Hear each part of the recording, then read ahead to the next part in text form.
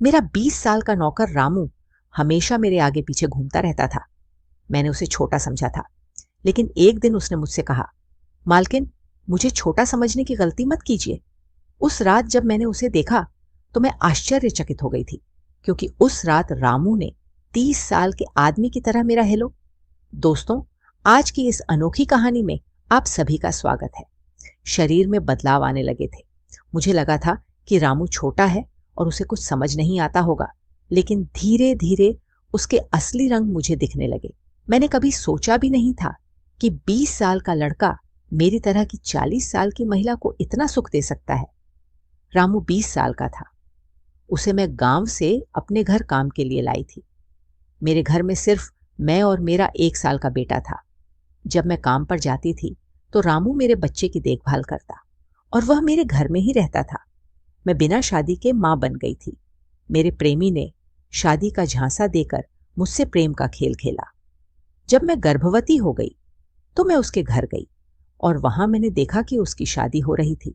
उसने मुझसे प्रेम का नाटक किया और किसी और लड़की से शादी कर ली थी।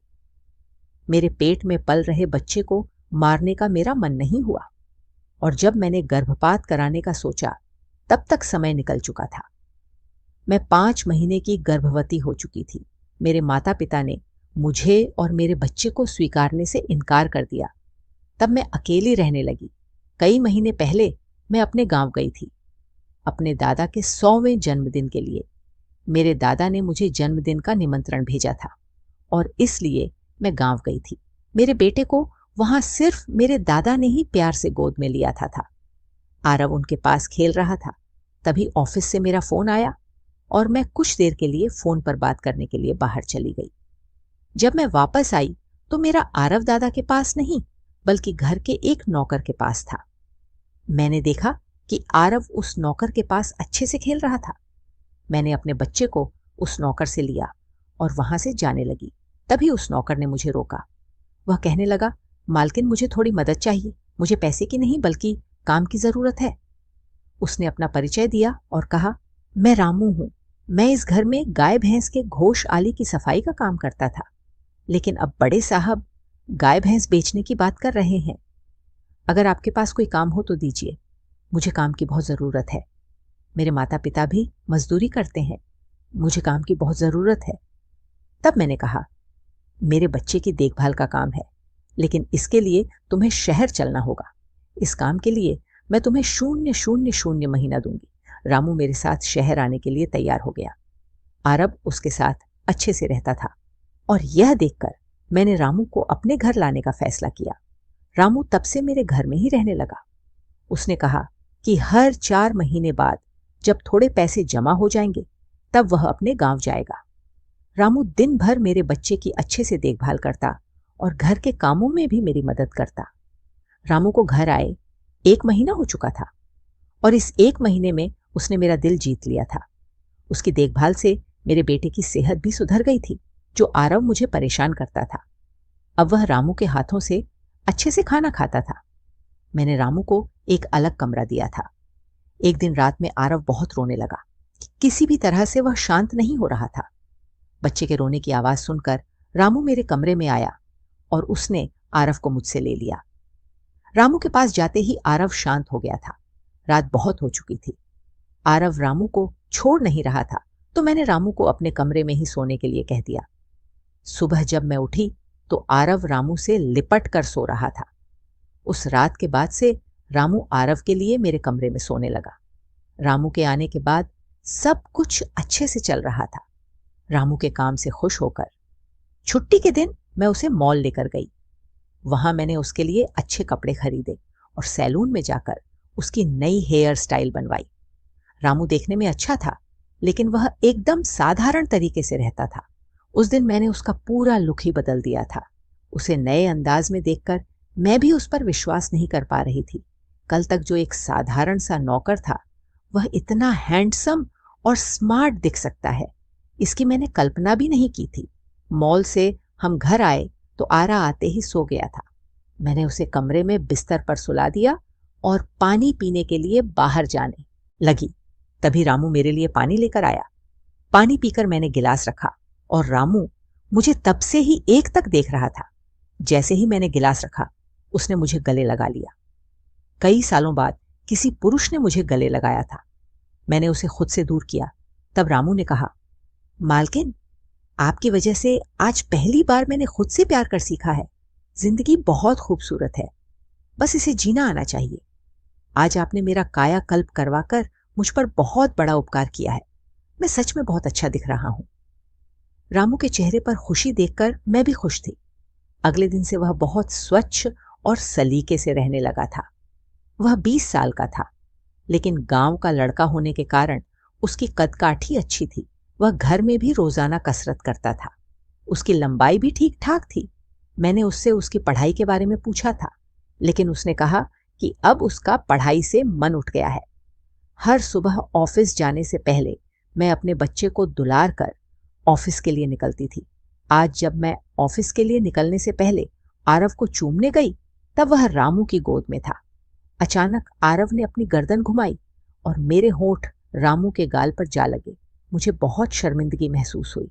मैंने उससे माफी मांगी और ऑफिस के लिए निकल गई। शाम को जब मैं घर आई, तब भी मैं रामू की आंखों में नजर नहीं मिला पा रही थी। रामू ने आरव को खाना खिलाकर सुला दिया था। फिर हम दोनों ने साथ में खाना खाया। खाना खत्म करने के बाद मैं अपने कमरे में गई। वहां मैं अपनी दवाइयां ले रही थी। मुझे माइग्रेन की समस्या थी, उसी की दवा मैं ले रही थी। दवा लेने के बाद भी मेरा सिर बहुत दर्द कर रहा था। मैं अपने कमरे में सिर पकड़कर बैठी हुई थी। कुछ देर बाद रामू कमरे में आया। मुझे इस हाल में देखकर उसने पूछा कि क्या हुआ। जैसे ही उसे पता चला कि मेरा सिर दर्द कर रहा है, उसने मेरे सिर की मालिश शुरू कर दी। रामू की मालिश से मुझे आराम मिल रहा था। धीरे धीरे मुझे गहरी नींद आने लगी। उस रात मुझे बहुत अच्छी नींद आई थी। अगले दिन हमारे ऑफिस में ट्रेडिशनल डे का फंक्शन था और इसके लिए मैंने गुजराती लुक अपनाने का फैसला किया। मैंने घाघरा पहन लिया था, लेकिन स्कर्ट का नॉट बांधने में मुझे दिक्कत हो रही थी। तब मैंने रामू को कमरे में बुलाया और उससे नोट बांधने को कहा। नोट बांधते समय उसका हाथ मेरी खुली पीठ पर से गुजर रहा था। मैंने उसे छोटा समझा था, इसलिए मैंने उसे यह काम करने के लिए कहा था। मेरे पास और कोई विकल्प भी नहीं था। तैयार होकर जब मैं जाने लगी तो रामू ने मुझे रोका और अंदर से काजल लेकर आया। उसने मेरे कान के पीछे काजल लगाया और कहा, मालकिन, अब आपको किसी की नजर नहीं लगेगी। आप बहुत सुंदर लग रही हैं। उसकी बात सुनकर मैं हंसी और चलने लगी। उस दिन शाम को जब मैं घर आई तो मेरे साथ मेरी एक सहेली और उसका प्रेमी भी आया। रामू ने आज बहुत अच्छा खाना बनाया था। मेरी सहेली प्रिया 4-5 दिन मेरे घर रुकने वाली थी। अगले 3 दिन उसका प्रेमी भी मेरे घर पर था। अगले दिन रात को रामू ने खाना बनाया और प्रिया और उसके प्रेमी को खाने के लिए बुलाया, लेकिन वे दोनों कमरे में ही ड्रिंक कर रहे थे। प्रिया तो बहुत ज्यादा पी चुकी थी। वह खाना खाए बिना ही सो गई। उसका प्रेमी रोहन हमारे साथ खाना खाने बैठा। उसने कहा, प्राची, तुम प्रिया से भी ज्यादा सुंदर हो। रोहन के बोलते ही रामू उसे गुस्से से देख रहा था। खाना खत्म करने के बाद रोहन अपने कमरे में चला गया। उसके जाते ही रामू मुझसे कहने लगा, मालकिन, आपके ये कैसे दोस्त हैं? मुझ उस आदमी की बात बिल्कुल भी अच्छी नहीं लगी। तब मैंने रामू से कहा, मैं तुझे घर के सदस्य की तरह मानती हूं। इसका यह मतलब नहीं कि तू मेरे मेहमानों से कुछ भी कहे।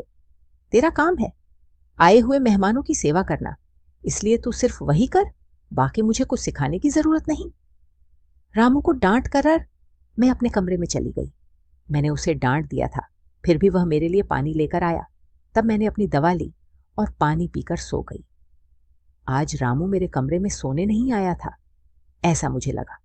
लेकिन सुबह जब मेरी आंख खुली तो मैंने उसे अपने बगल में पाया। सुबह मेरी आंख खुली तो मेरे सामने प्रिया थी। वह बहुत गुस्से में लग रही थी। रामू को मेरे सामने लाया गया। उसके हाथ में प्रिया की ओढ़नी बंधी हुई थी।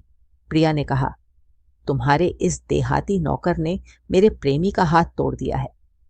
रामू बस सिर हिलाता रहा और बोला, मालकिन, मैंने कुछ भी नहीं किया।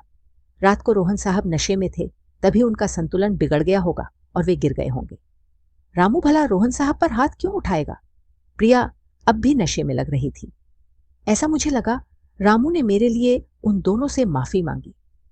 प्रिया और रोहन तभी वहां से चले गए। रामू मुझसे भी माफी मांगने लगा। मुझे पता था कि उसने कुछ नहीं किया था। आज मैंने छुट्टी ली थी क्योंकि कई दिनों से मैं बहुत व्यस्त थी। आज सोचा कि खुद के लिए थोड़ा समय निकालूं। नाश्ता करने के बाद मैं फिर से 1 घंटे के लिए सो गई।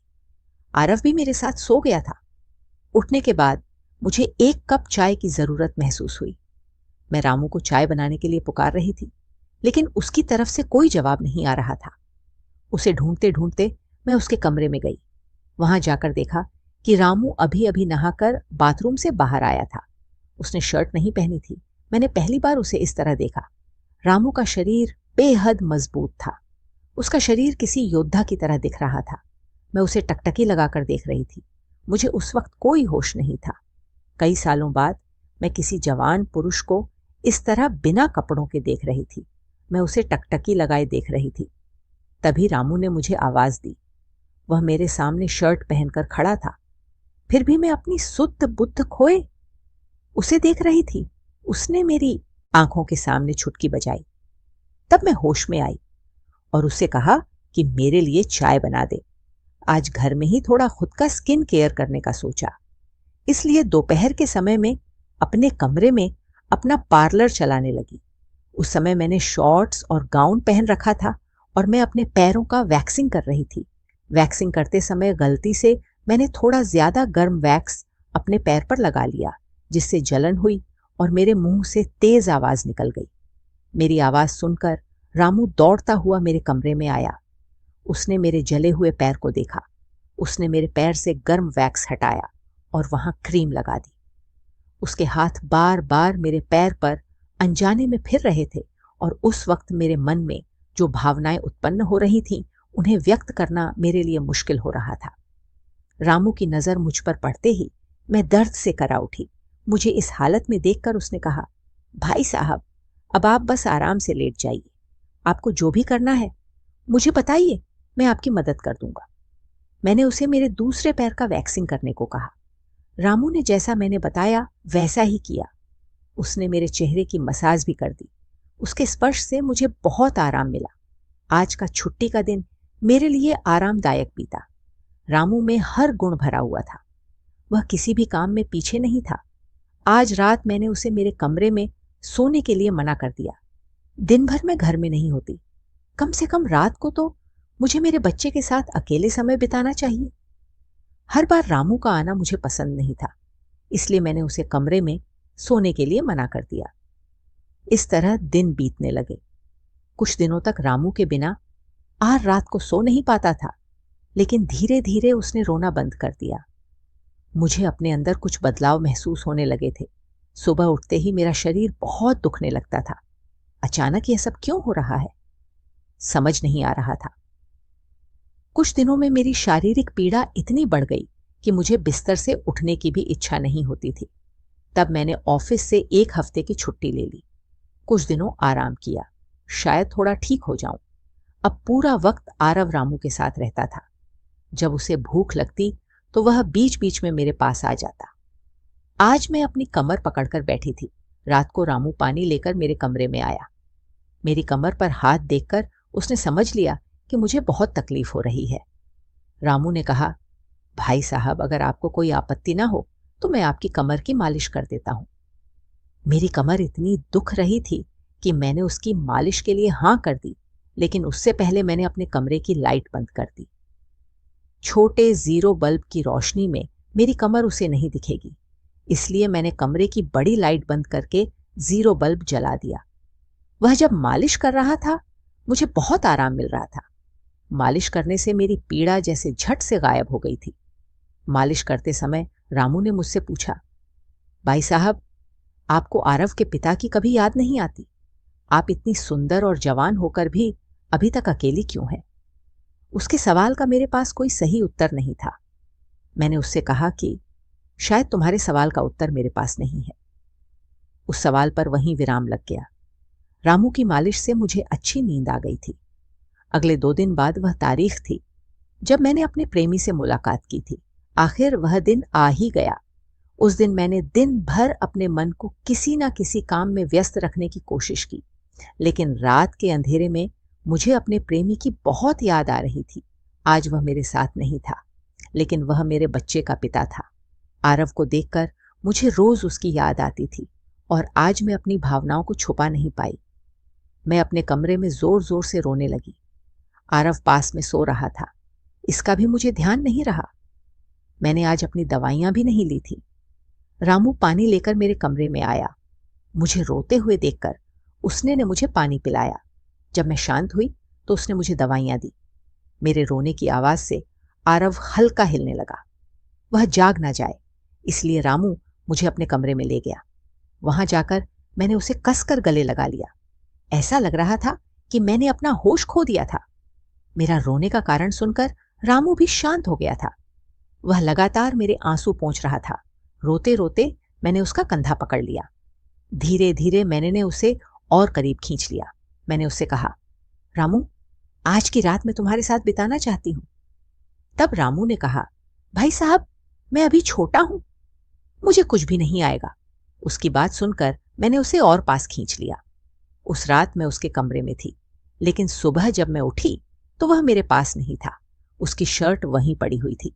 जब मैं बाहर गई तो मैंने देखा कि रामू मेरे बच्चे को दूध और बिस्किट खिला रहा था। मुझे आरव का ख्याल नहीं आया था, लेकिन रामू ने नहीं भुलाया। उसने हम दोनों माँ बेटे को खुश कर दिया था। रात की थकान के बाद मैं सुबह देर से उठी थी।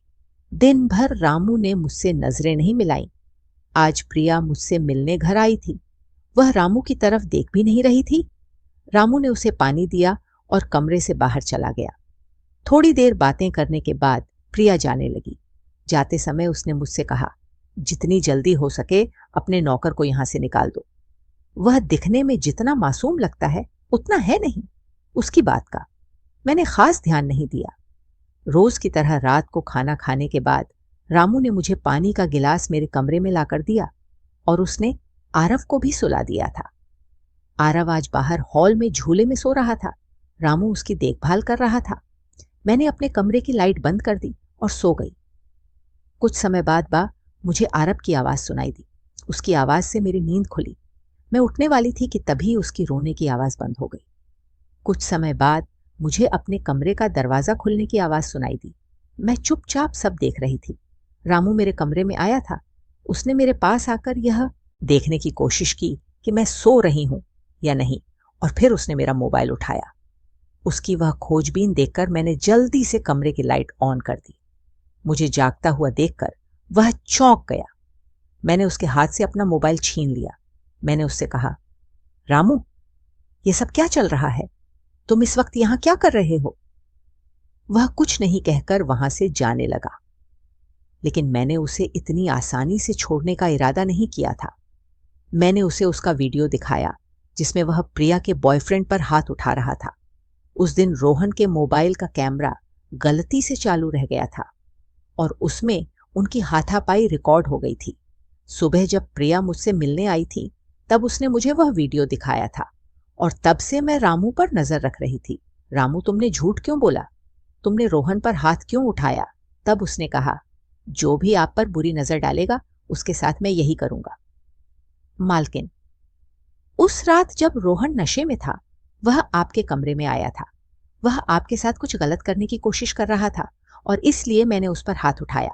रामू की बात सुनकर मैंने कहा, ठीक है, मैं तुम्हारी बात मानती हूं, लेकिन तुम मुझे नींद की दवा क्यों दे रहे थे? आज मैंने तुम्हें मेरे पानी में दवा मिलाते हुए देखा है। तुम्हारी नजर मुझ पर थी और तुम जो चाहते थे वह मैंने तुम्हें दे दिया है। अब अपना हिसाब करो और गांव निकलो। मेरी बात सुनकर रामू बोला, मालकिन, आप जैसा सोच रही हैं वैसा कुछ भी नहीं हुआ है। कल रात मैंने आपके साथ कुछ भी गलत नहीं किया। मैंने आपके पानी में नींद की दवा मिलाई थी, जिससे आप मेरे पास आते ही सो गई थी और मुझे आपके साथ कुछ भी गलत नहीं करना था। कुछ दिन पहले मैंने आपको रात में फोन पर बात करते हुए देखा था। मैंने आपकी बातें सुनी थी। आप फिर से अपने उस प्रेमी से मिलने की तैयारी कर रही थी। आपकी मुलाकात आपके ही घर में तय हुई थी। मुझे यह सब पता था। आप उससे ना मिले, इसलिए मैं आपको रात में नींद की दवा दे रहा था। वह व्यक्ति अब भी आपको धोखा दे रहा है, वह आपसे झूठ बोल रहा है, वह आपके बच्चे को आपसे छीनने के लिए आपके करीब आ रहा है। उसकी पत्नी को बच्चा नहीं हो सकता, इसलिए वह आपके पास आ रहा है। उसने अपनी पत्नी को तलाक नहीं दिया है, वह आपसे झूठ बोल रहा है। रामू, तुम हो कौन? तुम्हें यह सारी जानकारी कैसे मिली? तब उसने कहा, आपके बाबा साहिब ने मुझे आपका फोटो दिखाया था। मुझे आप पहली नजर में ही अच्छी लगी थी, लेकिन बाबा साहिब ने यह भी कहा था कि आप शादी के खिलाफ है। तब मैंने उनके साथ मिलकर यह प्लान बनाया। आपके दिल में अपनी जगह बनाने के लिए मैं यहां आया था, लेकिन यहां आने के बाद मैंने देखा कि बहुत से लोग आप पर बुरी नजर रखते हैं, इसलिए मैंने आपकी सुरक्षा करनी शुरू कर दी। रामू 20 साल का नहीं था।